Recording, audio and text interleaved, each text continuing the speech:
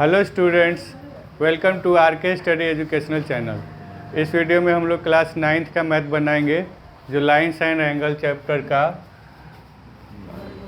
Question है और question number 1 जो 6.2 एक्सरसाइज का है।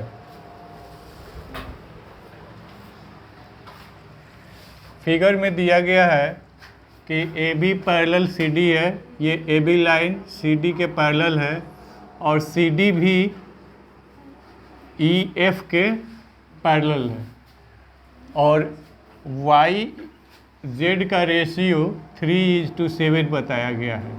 तो वाई और जेड का रेशियो जो 3:7 है, इसको हम लोग y = 3a कंसीडर कर लेते हैं और z = 7a कंसीडर कर लेते हैं।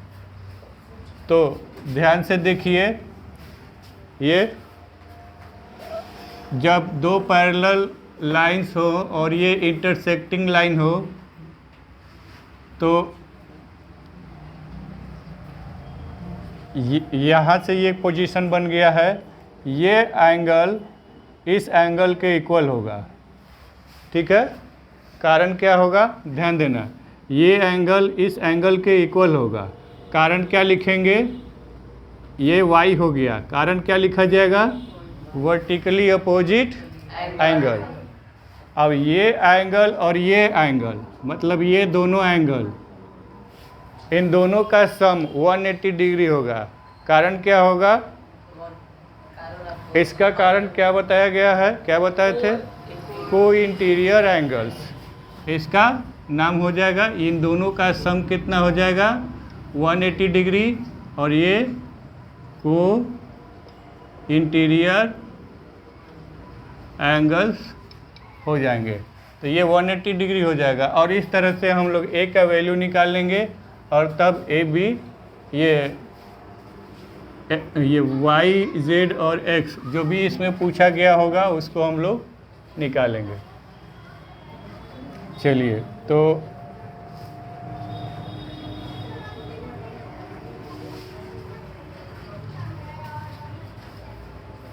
इसको हम लोग इसके इक्वल करते हैं। सबसे पहला स्टेप है हमारा कि एंगल y = एंगल, इसका नाम हम लोग 1 रख लेते हैं, एंगल 1, और angle 1 plus angle z = 180 degree, और ये हो गया को इंटीरियर एंगल्स। इसका रीजन लिख देंगे, वर्टिकली अपोजिट एंगल्स, ठीक है। सिस्टमेटिकली अब ये हो गया। पहले वर्टिकली अपोजिट एंगल इसको कर दिया गया और फिर इन दोनों को ले लिया गया जो को इंटीरियर एंगल्स हैं। तो अब z का वैल्यू क्या दिया गया है, 7a दिया गया है, और 1 का वैल्यू कितना है, 1 किसके बराबर है, y के बराबर है, और y किसके बराबर है, 3a के बराबर है। तो ये हो गया 3a। 3a + 7a = 180 डिग्री, तो ये 10a हो गया।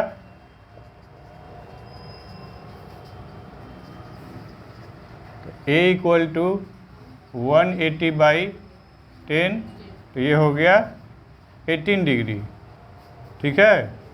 ये हमारा 18 डिग्री हो गया। अब a 18 डिग्री है तो x के लिए क्या करेंगे, ध्यान से देखिए। जब ये को इंटीरियर था तो इसका सम कितना हो गया था, 180 डिग्री, ठीक है। तो y + x करेंगे तो ये भी तो 180 डिग्री हो जाएगा, को इंटीरियर है। तो y + x will be 180 degree. क्यों, क्योंकि ये भी क्या है, को इंटीरियर एंगल्स हैं।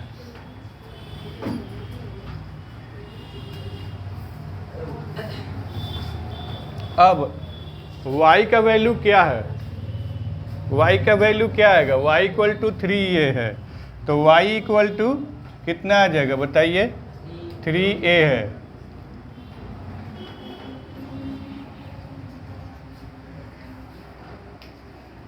y इक्वल टू 3 है, तो 3 इंटू 18, तो ये कितना हो गया 54 डिग्री, 54 डिग्री हो गया। तो यहाँ पर जब हम लोग y इक्वल टू 54 करेंगे और x करेंगे, ये 180 डिग्री हो गया, then x will be 180 minus 54, ये 126 डिग्री आ जाएगा। और x का वैल्यू हमें फाइंड करना है। ओके, इस कोई इंटीरियर से कोई ये 180 डिग्री हो गया, तो इससे हम लोगों ने क्या निकाला, रेशियो का वैल्यू, और रेशियो से हमने y का वैल्यू फाइंड कर लिया, और इन दोनों को इंटीरियर एंगल से हम लोग x का वैल्यू फाइंड कर लिया, क्योंकि y का वैल्यू हमें पता हो गया था कि यह 54 डिग्री। तो इस तरह से क्वेश्चन 1 कंप्लीट हो गया। मुझे उम्मीद है कि यूट्यूब में भी जो बच्चे देख रहे होंगे उनको ये क्वेश्चन समझ में आ गया होगा। पॉइंट 2 नंबर एक्सरसाइज का ये सेकंड क्वेश्चन है। सेकंड क्वेश्चन में दिया गया है कि if A B parallel C D, A B C D दोनों पैरेलल है और E F perpendicular to C D, जो ये ई एफ है वह सी डी पर परपेंडिकुलर है, और जी ई डी ये हमारा 126 डिग्री गिवन है। तो हमें ए जी ई निकालना है। ए जी ई को हम लोग 1 मान लेते हैं, ये हो गया 1। जी ई एफ ये हो गया 2, इसको 2 ले लीजिए, और एंगल एफ जी ई इसको हम लोग थर्ड एंगल ले लेते हैं। तो इसको हम लोग थर्ड एंगल लेकर के आगे बढ़ेंगे। अब देखिए ए जी ई और जी ई डी ये कौन से एंगल हैं, ध्यान देना, ए जी ई और जी ई डी कौन सा एंगल है। ये दोनों जब पैरेलल है, ध्यान देना, ये दो लाइन जब पैरेलल हो और ये इंटरसेक्टिंग लाइन हो, तो ये एंगल और ये एंगल इक्वल होता है। क्यों, किस वजह से, अल्टरनेट इंटीरियर एंगल, तो इसका नाम रखिए। तो ये अल्टरनेट इंटीरियर एंगल्स हैं, तो ये इक्वल हो जाएंगे। तो सबसे पहले हम लोग ए जी ई की फाइंडिंग को लिखेंगे। A G E equal to angle G E D, और ये क्यों है ऐसा, क्योंकि ये अल्टरनेट इंटीरियर एंगल्स हैं। अब जी ई डी आपका दिया हुआ है, ये G E D equal to 126 degree, तो 126 डिग्री आपका एंगल ए जी ई, या आपका इसको हम लोग 1 भी कर सकते हैं, तो एंगल 1 इक्वल टू 126 डिग्री। अब आपको जी ई एफ निकालना है, मतलब 2, इसको निकालना है। जब 2 निकालेंगे तो इसका मतलब क्या है कि एंगल 2 प्लस ये 90 डिग्री मिल के 126 डिग्री होगा, ठीक है। For angle G E F, angle 2 plus 90 degree equal to 126 degree. तो एंगल टू के बदले हम लोग GEF ही लिखें तो अच्छा रहेगा। GEF इक्वल टू 126 माइनस 90, तो ये हो जाएगा 36 डिग्री। तो एंगल GEF आपका कितना आया? 36 डिग्री। आगे क्या निकालना है? FGE। तो ध्यान देना, जब ये दोनों परपेंडिकुलर लाइन है, ये देखिए AB और CD परपेंडिकुलर लाइन है, ये 90 डिग्री है, तो ये भी 90 डिग्री होगा, ये भी 90 डिग्री होगा, तो ये अंदर वाला 90 डिग्री हो गया। मतलब GFE आपका 90 डिग्री और ये आपका 36 डिग्री यहाँ से, तो इसको निकाल लेंगे। क्या बोलेंगे उसको? देखिए एंगल 3, एंगल डायरेक्ट लिख देते हैं, डायरेक्ट हो जाएगा। एंगल 3 इक्वल टू, या फिर इसको ब्रैकेट में लिख लीजिए। एंगल 3 क्या दिया है आपका? FGE equal to 180 minus sum of these angles 90 degree plus 36 degree हो गया। अब ये क्या हो जाएगा? 180 माइनस 1 कितना आएगा? 54। ये हो गया 54 डिग्री। तो angle FGE equal to 54 degree. तो सारे एंगल्स हमने निकाल लिए। AGE आपका कितना आया? 126। GEF को निकाला गया तो ये आपका 36 आया और ये 54 हो गया। तो मुझे उम्मीद है कि YouTube में जो बच्चे देख रहे होंगे उनको भी ये क्वेश्चन समझ में आ गया होगा। वीडियो को लाइक कर दें, चैनल को सब्सक्राइब कर लें, हमारे साथ बने रहें। 6.2 एक्सरसाइज के क्वेश्चन नंबर 3 को सॉल्व करेंगे। एक फिगर दिया गया है 6.25, जो ये है NCERT बुक में। इसमें दिया गया है PQ parallel to ST। PQ line यहाँ पर है और ST लाइन यहाँ पर है, और PQ को ST के पैरेलल बताया गया है। एंगल PQR 110 बताया गया है। ये PQR ये 110 है और RST ये आपका 130 डिग्री है। तो हमें क्या निकालना है? एंगल QRS निकालना है। हमें ये एंगल निकालना है। क्या करेंगे? PQ को एक्सटेंड कर देंगे, ST के सामने तक लाएंगे। PQ को जब एक्सटेंड किया जाएगा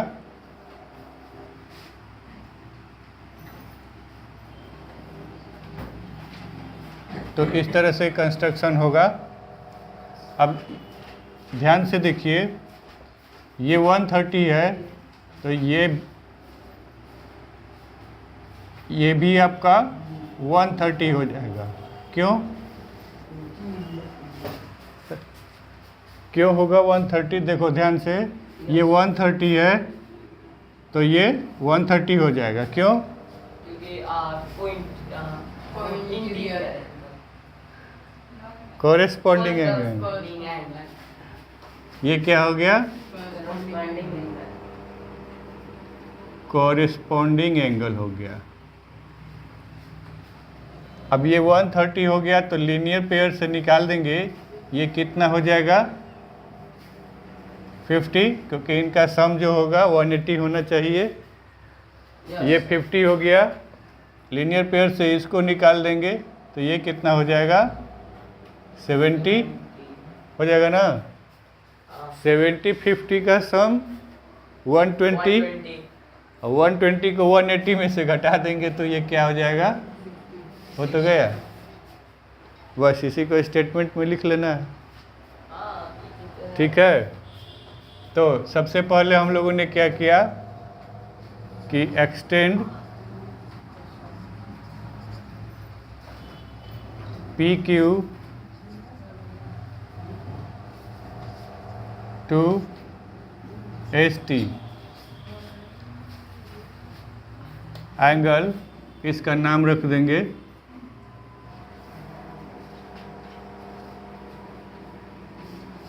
ए बी, नाम रख दिया गया। तो एंगल टी आर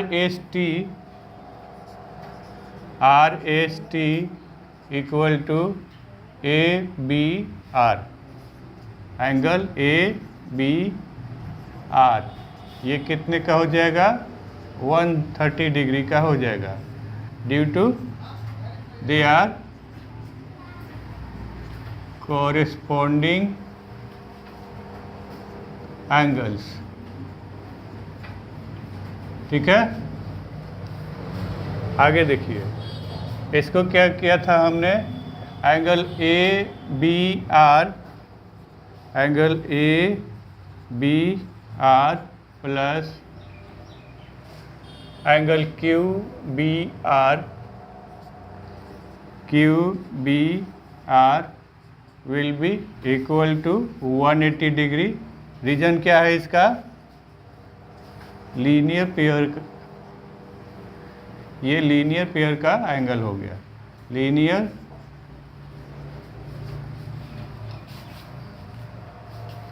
वैल्यू रख देंगे, ए बी आर आपका 130 डिग्री है, 130 degree plus Q B R equal to 180 degree. Yes sir. तो आपका angle Q B R 180 minus 130 ये 50 डिग्री हो जाएगा।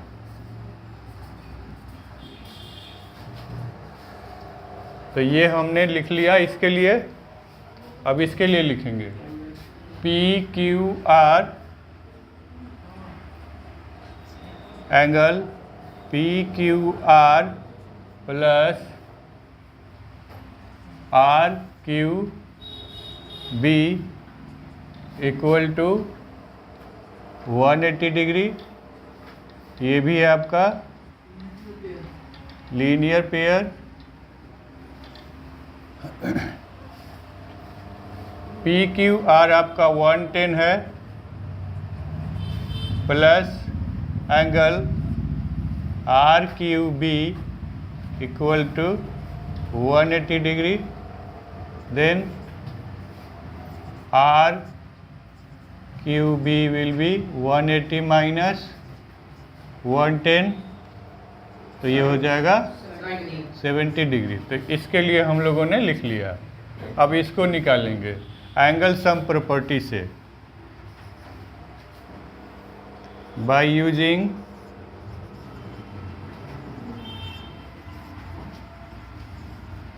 Angle sum property. Angle B Q R plus Q R B plus R B Q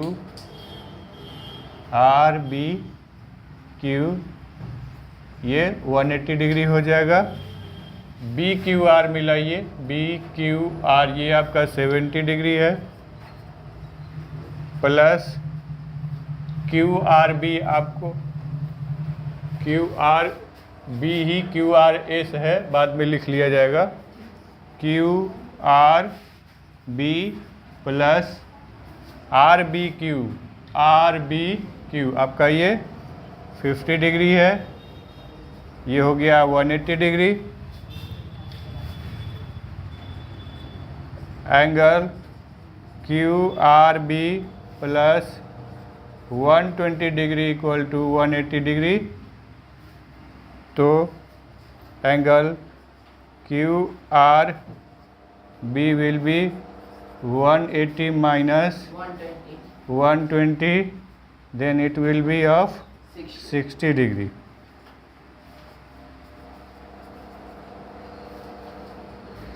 Q R B, ध्यान से देखिए, Q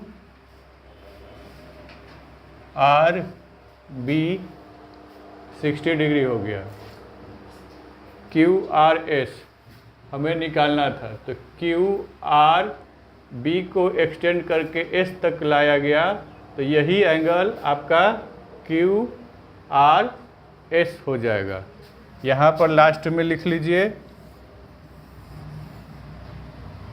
angle Q R B equal to angle Q R S, और ये हो गया आपका 60 डिग्री। ठीक है, समझ में आया?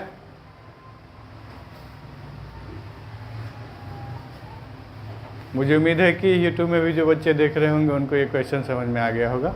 एक्सरसाइज 6.2 के क्वेश्चन नंबर 4 को करेंगे।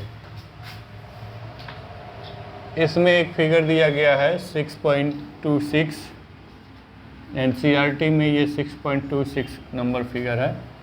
इसमें दिया गया है कि A B parallel C D और ए पी क्यू, ये एंगल जो है ए पी क्यू ये आपका 50 डिग्री का है, और पी आर डी ये आपका 127 डिग्री का है। तो हमें ट्रायंगल के अंदर में एक्स और वाई के वैल्यू को बताना। तो इसके लिए क्या करेंगे, ध्यान से देखिए, ये एंगल, ये दोनों लाइन सबसे पहले पैरेलल है, और ये एक लाइन इसको इंटरसेक्ट कर रही है। ठीक है, शेप ऐसे बना, ये और ये लाइन इसको इंटरसेक्ट कर रही है, ट्रांसवर्सल लाइन है। Transversal line है. तो ये एंगल और ये एंगल दोनों इक्वल होगा। Alternate क्यों? interior. अल्टरनेट इंटीरियर एंगल है, तो इस तरह से एक्स हमारा क्या हो जाएगा, 50 डिग्री हो जाएगा। अब इसके बाद इसको हम लोग चेंज कर देते हैं, ये ऐसे हो गया। ठीक है, ये वाली लाइन आ गई, तो ये 127 है, और इसमें से दो पार्ट हैं। ये 127 इसके इक्वल होगा, और जब ये इसके इक्वल होगा, लेकिन ये इसमें दो पार्ट है, तो ये इन दोनों एंगल के सम के इक्वल होगा। तो इन दोनों एंगल के सम के इक्वल होगा, तो y इक्वल टू 127 माइनस 50 कर देंगे। तो इस तरह से हमें x और y के वैल्यू मिल जाएंगे। बस इसको लिख देना है।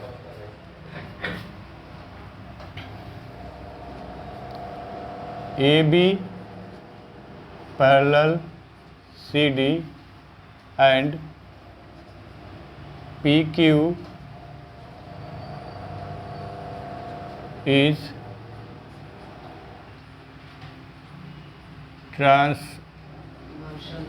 transversal line, so x ऐसे लिख लेते हैं, A P Q equal to P Q R. तो इसका वैल्यू है 50 और ये है x, so x will be of 50 degree. तो ये हो गया। इसके लिए करेंगे कि ए बी, ये दूसरा केस है, तो इसको लिख दीजिए। Now A B parallel C D and ये लाइन ट्रांसवर्सल है पी आर is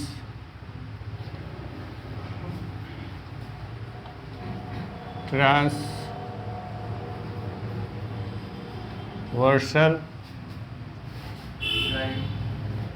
line, तो angle P R D, angle P R D equal angle, ये पूरा एंगल होगा A P R, angle A P R. अब angle A P R में दो angles हैं, एक 50 डिग्री है और दूसरा वाई है, और पी आर डी आपका 127 डिग्री है। तो हम लोग सीधे वाई को निकालेंगे। 127 माइनस 50 कितना हो जाएगा? ये हो जाएगा आपका 7, और ये 12 माइनस 5 तो 7, तो y इक्वल टू 77। तो hash x is equal to 50 degree and y is equal to 77 degree. ये आपका आंसर हो गया। आंसर हो गया। ठीक है, समझ में आया? नोट कर लो। मुझे उम्मीद है कि YouTube में भी जो बच्चे देख रहे होंगे उनको ये क्वेश्चन समझ में आ गया होगा। वीडियो को लाइक कर दें, चैनल को सब्सक्राइब कर लें, हमारे साथ बने रहें। 6.2 एक्सरसाइज के क्वेश्चन नंबर 5 को सॉल्व करेंगे। ये क्वेश्चन नंबर 5 आप NCERT में अच्छे तरह से पढ़ लीजिएगा। यहाँ पर इसका मैं समरी बता रहा हूँ। आपको दो लाइंस दिए गए हैं, PQ और RS, और इसमें ये बताया जा रहा है कि AB एक रे है जो PQ पर B पर ये स्ट्राइक करती है, और यहाँ से रिफ्लेक्ट होके यह RS मिरर को C पर स्ट्राइक करती है। ठीक है, और यहाँ से फिर से ये रिफ्लेक्ट हो जा रही है, करके डी पे जाती है। अब आपको क्या बताना है कि AB पैरेलल टू CD बताना है। तो AB पैरेलल CD आपको बताना है। आपके पास ध्यान दीजिए, PQ और RS ऑलरेडी पैरेलल लाइंस दिए गए हैं। आपको फाइनली क्या बताना है? AB पैरेलल टू CD, ये आपको बताना है। इसके लिए क्या करेंगे, ध्यान से देखिएगा। ये अगर दो लाइन कंसीडर करेंगे, ये ऐसे है, ये ऐसे है, और ये ट्रांसवर्सल लाइन हो गई। ठीक है, तो इन दोनों एंगल को हम लोग जब इक्वल प्रूफ कर देंगे तो AB और CD दोनों लाइन एक दूसरे के पैरेलल हो गए। ठीक, तो बस इसी का काम करना है। थोड़ा सा कंस्ट्रक्शन करना होगा क्योंकि ये फिजिक्स से भी रिलेटेड है। ये एंगल ऑफ इंसिडेंट है और ये एंगल ऑफ ये रिफ्लेक्टेड रे है। तो ये रिफ्लेक्टेड रे और एंगल ऑफ इंसिडेंस के बीच में कौन सा होता है प्रेजेंट? नॉर्मल होता है। तो नॉर्मल लाइन को हम लोग ड्रॉ कर लेंगे। तो ये एंगल ऑफ इंसिडेंट है तो यहाँ पर I लिखेंगे, और ये रिफ्लेक्शन है तो R लिखा जाएगा। इसके लिए भी वही होगा, ये हो गया I, ये हो गया R। अब या तो इसको I1 R1 लिख दें, या इसको हम लोग I2 R2 लिख दें, या फिर नंबरिंग कर देते हैं। तो नंबरिंग कर देंगे तो बहुत आसान हो जाएगा। ये आपका हो गया 1, ये 2, ये 3 और ये 4। अब इसको हम लोग सॉल्व करते हैं। एंगल, ध्यान दीजिएगा, एंगल 2 एंगल 3 के इक्वल होगा। क्यों? Angle 2 will be equal to angle 3। ऐसा क्यों? क्योंकि ये दोनों क्या हैं, पैरेलल लाइंस है और ये ट्रांसवर्सल है। और फिर यहाँ से देखिए कि I इक्वल टू आर भी होता है, तो ये दोनों जब इक्वल हो गया तो R will be equal to this, R will be equal to this I। तो मतलब क्या कि 2 इज इक्वल टू 3। रीजन क्या लिखेंगे यहाँ पर बताइए, रीजन क्या लिखेंगे? 2 और 3 के लिए रीजन क्या लिखा जाएगा? Alternate interior. तो हम लोग सीधे लिख देते हैं कि ये है इंटीरियर एंगल्स, और फिर लिखा जाएगा 4 is equal to 3 angle 4 is equal to angle 3। ये क्यों है? क्योंकि आई जो होता है वह आर के इक्वल होता है। और फिर यहाँ पर भी हो गया आपका 1 is equal to 2, angle 1 is equal to angle 2। इसका भी रीजन वही है, I is equal to R, angle of incident equal to angle of ये रिफ्लेक्शन। तो अब इन तीनों के बिहाफ पर हम लोग सॉल्व करेंगे। जैसे देखिए ये हो गया आपका 1, ये हो गया 2 और ये हो गया 3। रिलेशन क्या बनाएंगे ध्यान से देखना, यहीं पर सारा गेम है। क्या है कि 1 हमारा 2 के इक्वल में है, 1 इज इक्वल टू 2, और 2 जो है यहाँ से देखो 2 जो है 3 के इक्वल है, ठीक है। तो ये एंगल 3 भी हो गया, और एंगल 3 जो है एंगल 4 के इक्वल है, ठीक है। सारा डिराइवेशन यहीं से हो गया, एंगल 4, ठीक है। और यहाँ पर क्या लिख देंगे? फ्रॉम इक्वेशन 1, 2 एंड 3, ठीक। अब इसको लिखेंगे, किसी को भी ले लीजिए, किसी दो को जोड़ दीजिए। एडिंग इक्वेशन 1 एंड 2, किसी को भी जोड़ दोगे, चाहे 1, 2 को जोड़ दो, चाहे 2, 3 को जोड़ दो, चाहे 1 और 3 को जोड़ दो, तुम्हारा आ जाएगा। तो हम लोग 1 और 2 को ऐड कर रहे हैं, तो angle 2 plus angle 4 is equal to angle 3 plus angle 3। अब हम लोगों को क्या डिज़ायर है उसके हिसाब से यहाँ से चेंज कर देंगे। देखिए 3 के साथ में 4 चाहिए होगा और 2 के साथ में 1 चाहिए होगा, तो 2 के साथ में हमें यहाँ पर 2 के साथ में 1 चाहिए होगा, तो एंगल 4 यहाँ पर है और इक्वल किसके है? 1 के। तो फटाफट यहाँ 1 लिख देंगे, और यहाँ पर एंगल 3 और एंगल 3 इसको रिप्लेस करेंगे, तो angle 3 is equal to angle 4। तो अब आपको क्या मिल गया कि एंगल ए बी सी आपको मिल गया 4 और 3 से, एंगल ए बी सी, और यहाँ से मिल गया B C D, B C D. अब जब ये दोनों एंगल इक्वल हो गए तो इसका मतलब क्या हुआ कि ये एंगल पूरा इस एंगल के इक्वल हो गया, तो इसका मतलब कि A B parallel to C D. So